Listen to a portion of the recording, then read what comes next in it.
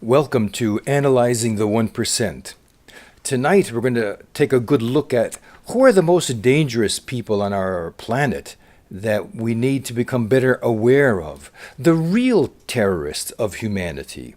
Not those who the public media, the corporate media try to sell to us, but who really is perturbing the nations of our world. My name is Gilbert Gambucci. I'm from Stop the Destruction of the World Association.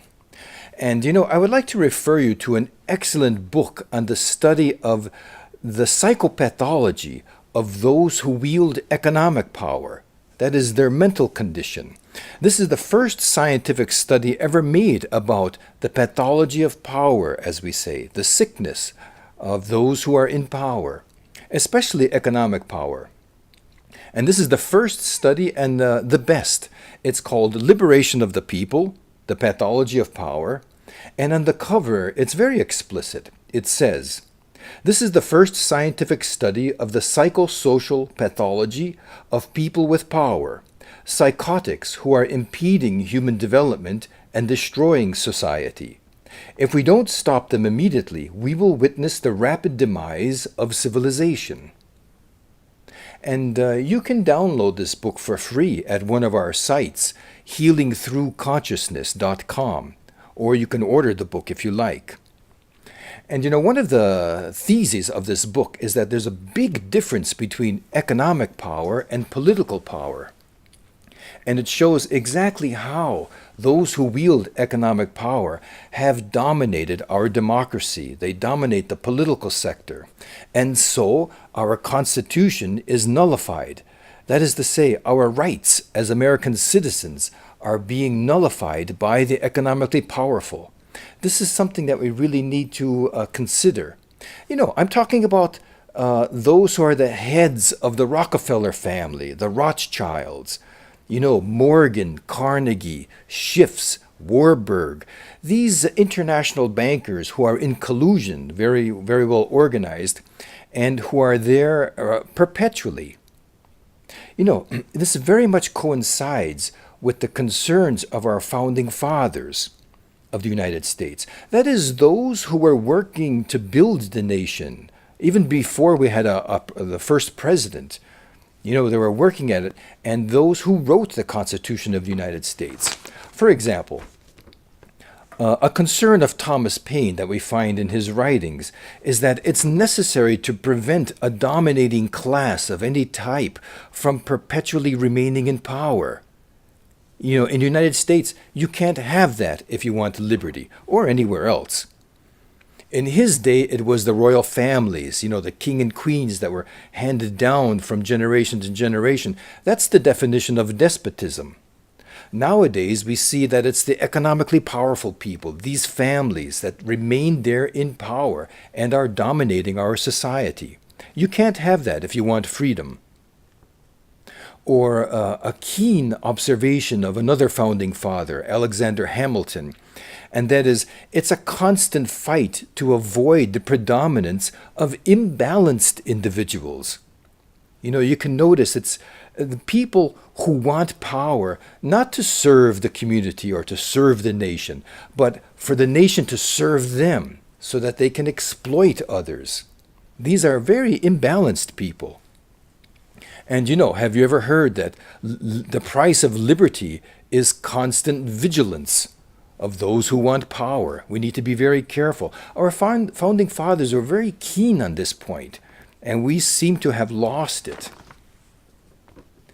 For example, I would like us to look at a quote of Thomas Jefferson in relation to economically powerful people.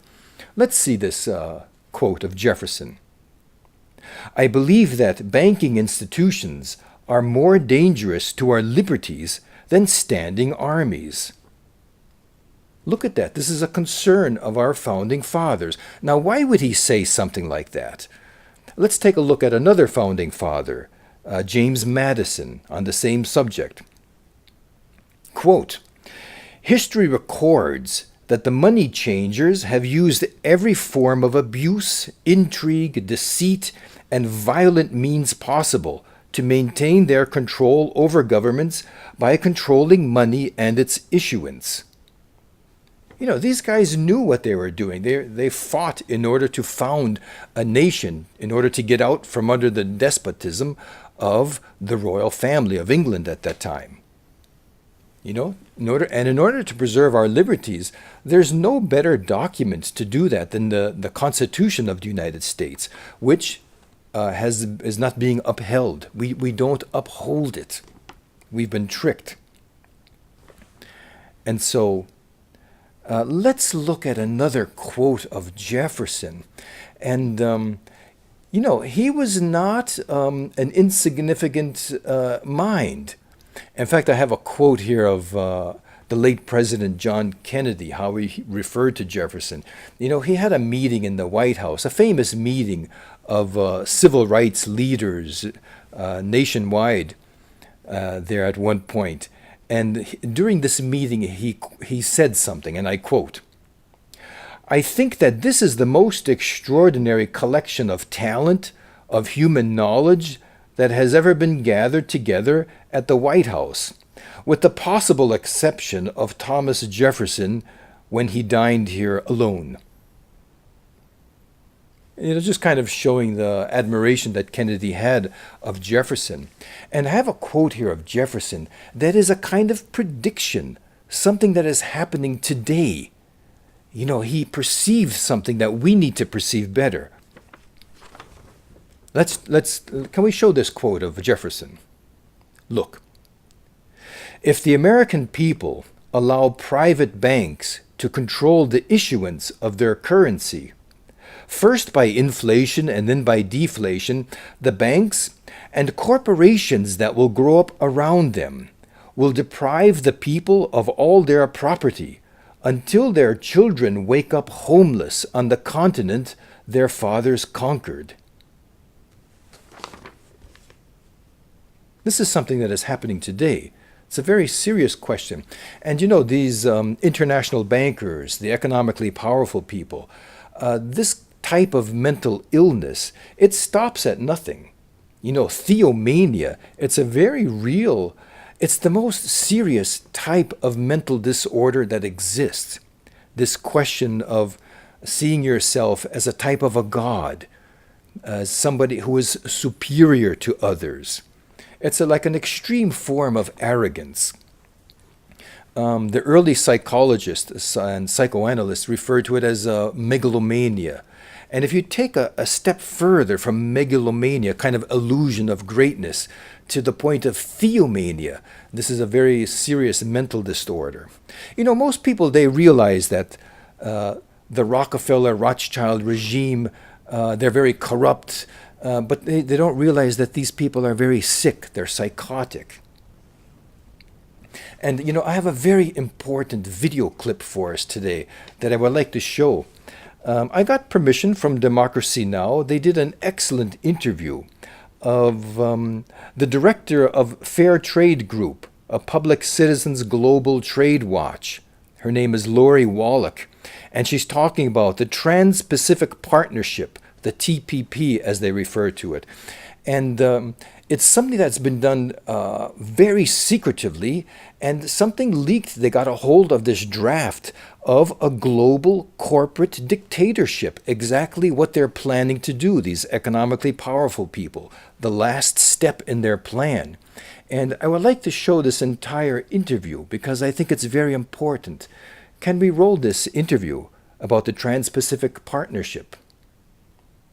Turn now to a controversial trade pact between the United States and 8 Pacific nations that until now has remained largely secret. It's called the Trans-Pacific Partnership, or TPP. A chapter from the draft agreement leaked Wednesday outlines how it would allow foreign corporations operating in the United States to appeal key regulations to an international tribunal. The body would have the power to override U.S. law and issue penalties for failure to comply with its rulings.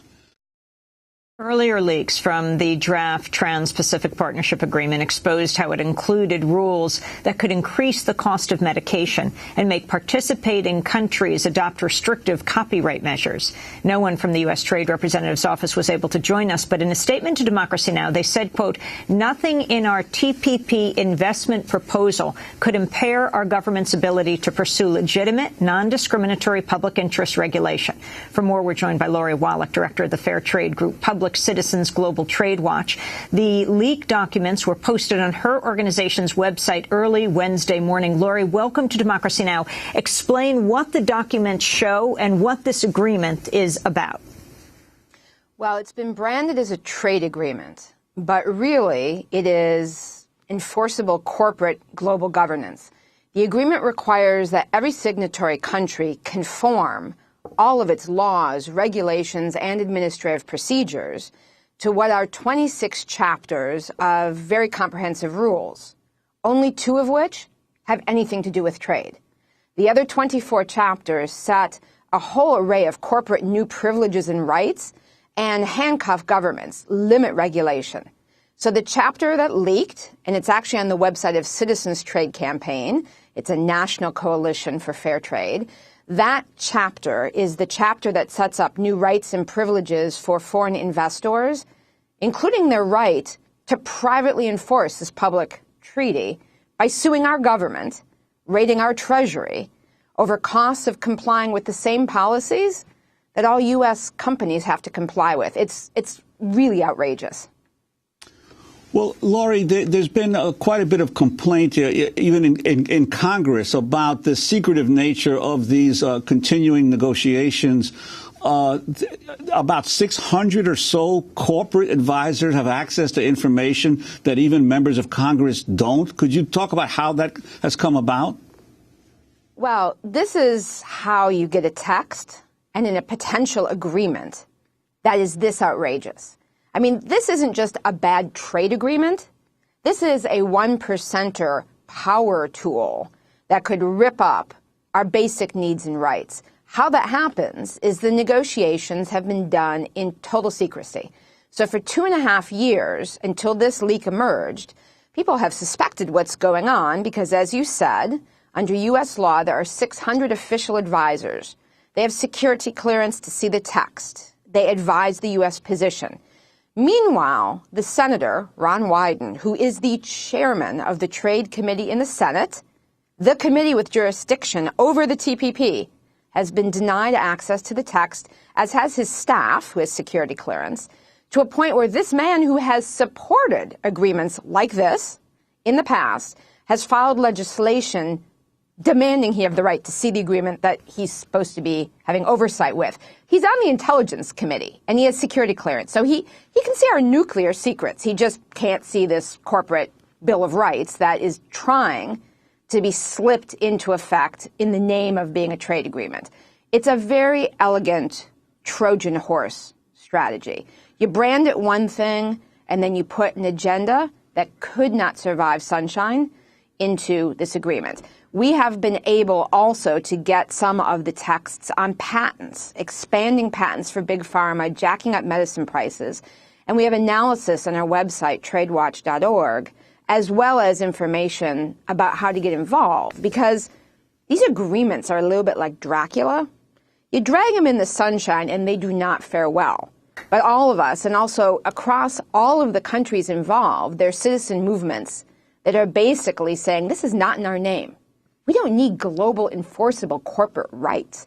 We need more democracy. We need more accountability. Lori, and this agreement's the antithesis. I want to read part of the comment we got from the U.S. Trade Representative's office when we invited them on today's show. They wrote, quote, "The Obama administration's infused unprecedented transparency into the TPP negotiations.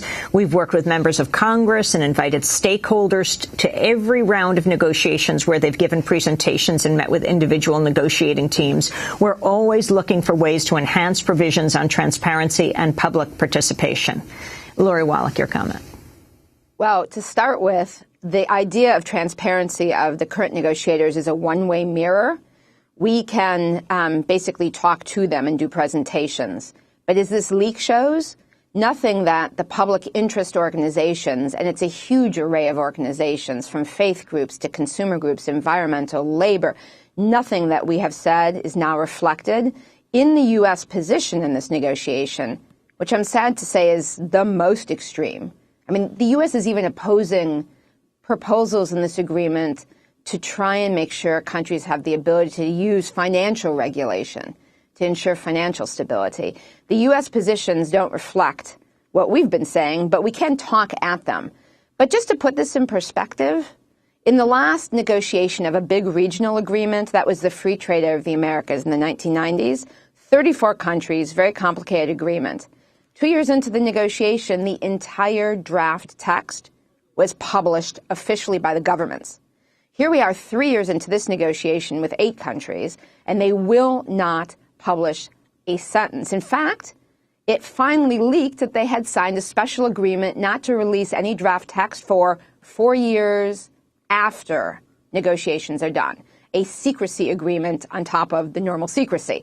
And when asked, Ron Kirk, the trade representative, why, in the past the U.S. has sent out draft text, the WTO, hardly a paradigm of transparency, publishes draft text. What's going on, he was asked. He said, well, in the past, for instance, the Free Trade Area of the Americas, when the text was revealed, we couldn't finish it. Now, what sort of indictment is that of what they are doing behind closed doors? That merely allowing the public who will live with the results and Congress to know what's up is going to somehow derail the plans to lock us in. Because what's really important to understand about these agreements, it's not about trade, and it's like cement.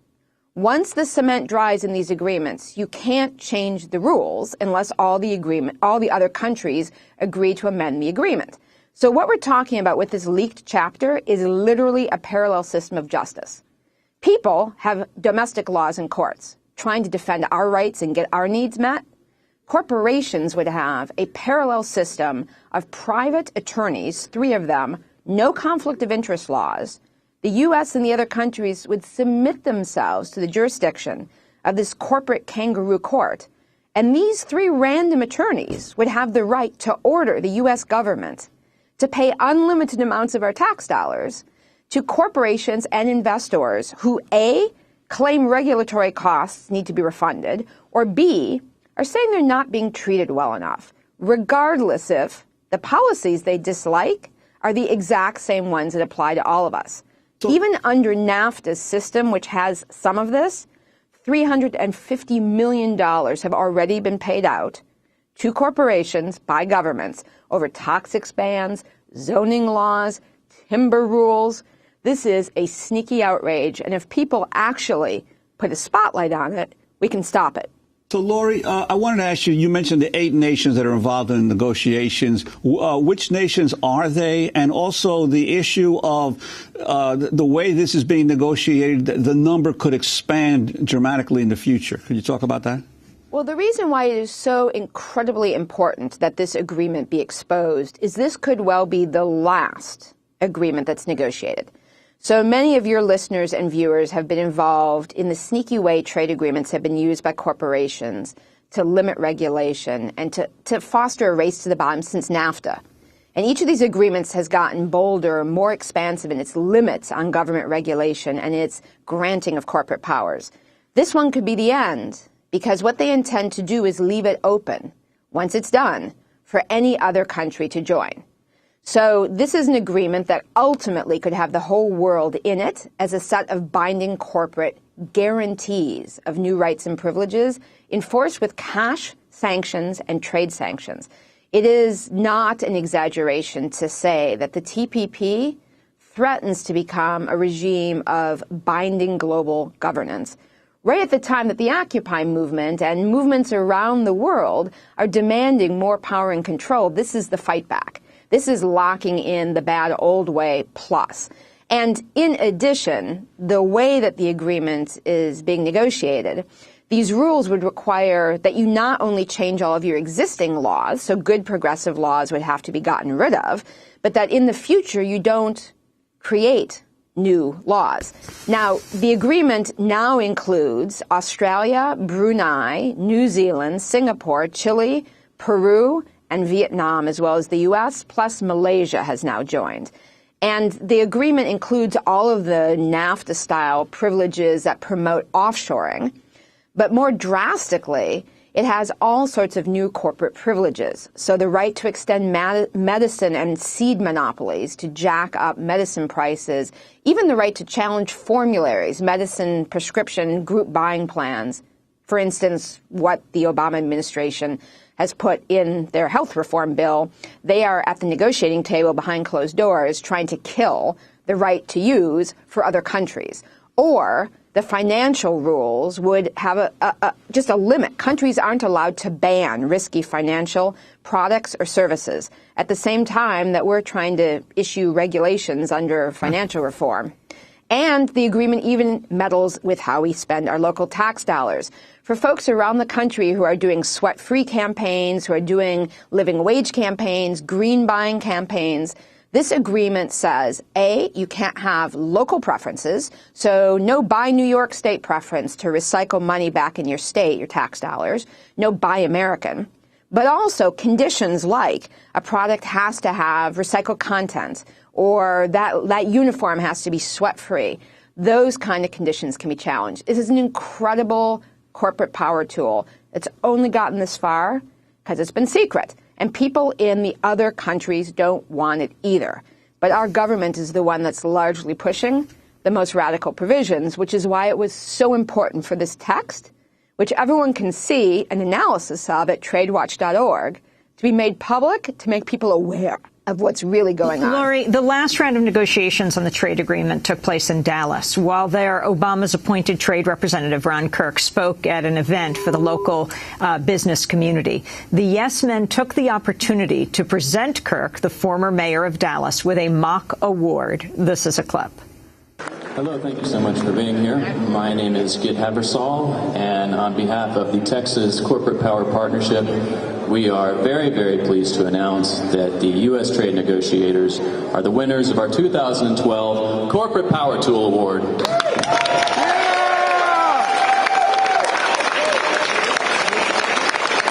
We would like to personally thank the negotiators for their relentless efforts. The TPP agreement is shaping up to be a great way for us to maximize our profits, regardless of what the public of this nation or any other nation thinks is right.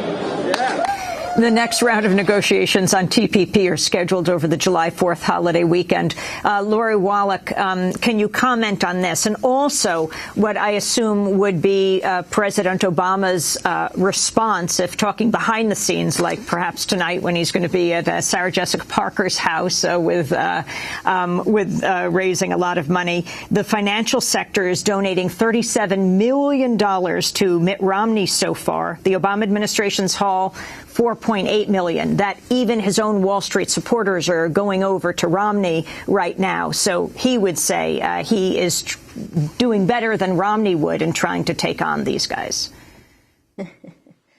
I think that for President Obama, there are two scenarios. One is he has not been on top of what these negotiators are doing. This really has been under the radar. It's so important that the text finally came out because it sends a warning to Congress, to the public, et cetera. And that's basically he's got negotiators on the loose. They are many of the same people who during the Clinton administration got us into NAFTA. They're recycled back into the trade negotiating team. The other alternative explanation is just the money one, which is it is the case that this is an agreement the 1% loves. This is sort of a 1%er fantasy.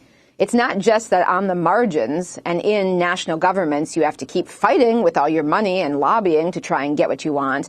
This would lock it in for the future indefinitely. We want to thank you very much for being with us, Director of Public Citizens Global Trade Watch, and we will continue to watch this. So those of you who are still enthralled by economically powerful people, it's good for you to know that this is a very anti-American posture, this question of accumulation of power. It's the opposite of our founding fathers. They knew that where there's an accumulation of power, there's a loss of liberty.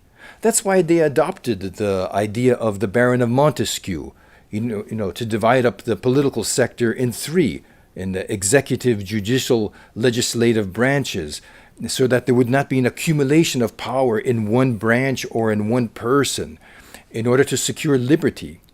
So either we reenact the United States Constitution, either we bring it back, or we will be dominated by the economically powerful people. We will be enslaved by them. And it's not to change our democracy for something else, for anarchy, or to change it for Marxism. No, it's to reinstate the best constitution that has ever been written until today in all of the history of mankind. We've lost our constitution. So occupy what is ours. We need to occupy our constitutional rights. And see you again on Analyzing the 1%.